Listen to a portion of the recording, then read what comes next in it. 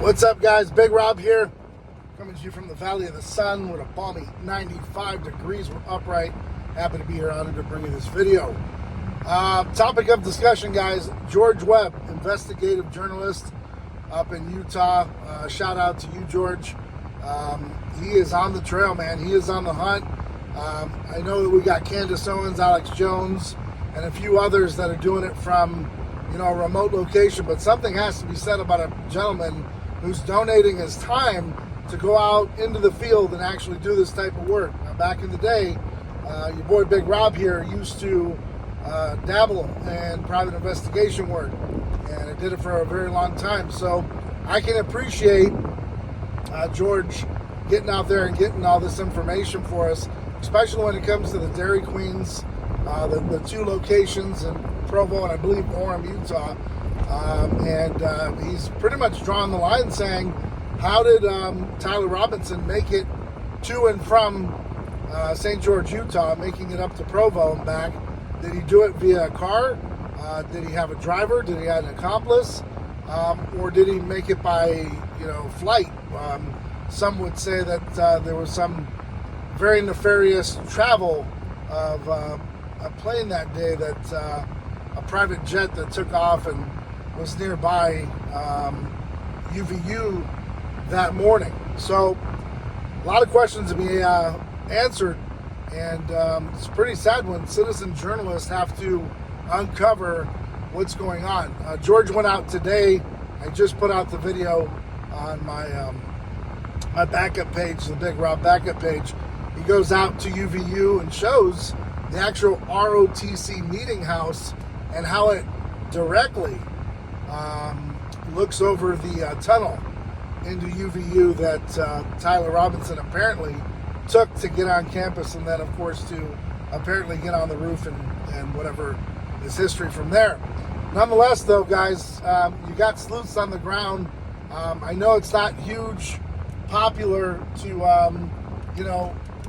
watch those type of videos if you're not really interested in investigative work, but for this case it's super important because it doesn't look like anyone else is doing any of the legwork, and there's hardly anyone asking questions, which I hope, for anyone's sake, if you were involved in a homicide, somebody would be looking out trying to figure out the crime, and nobody in this case is. I know that we've got a ton of distractions. We've got the government shutdown. We got all the other stuff, and I'm telling you every day, and I'm trying to let you know and clue you in that these distractions, even if they're not planned, they're doing a number on you, because that's how they put you to sleep. Next thing you'll be saying, and I've already seen it and I've already read it, folks are saying, oh, come on, just let the man rest and all this other stuff.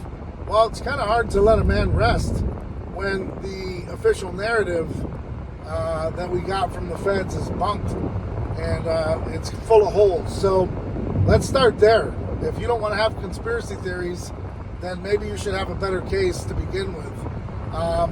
Just bizarre happenings, very weird. I post about it daily just because it's got to be fresh in your mind.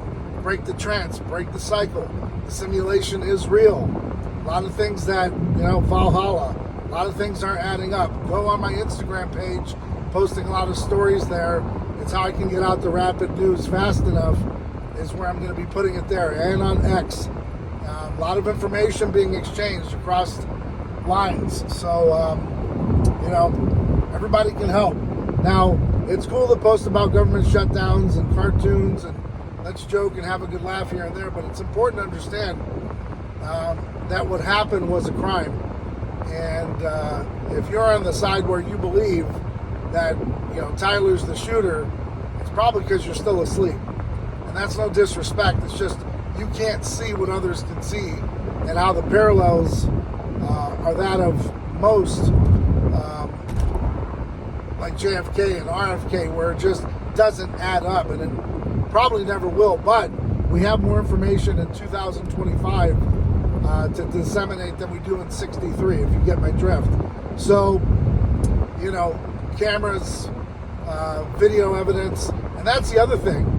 Any of those nearby stores up there around that Dairy Queen, are going to have camera footage, hopefully before it's too late. Though that camera footage was copied or, confiscated, where you can look and see if his gray Charger shows up there, like George mentioned. And also, if he's driving to and from St. George to Provo, there's going to be, highway cameras, so on and so forth, that should show that he's there. Now, unfortunately and fortunately, we have AI, which can put a lot of things together without him being there.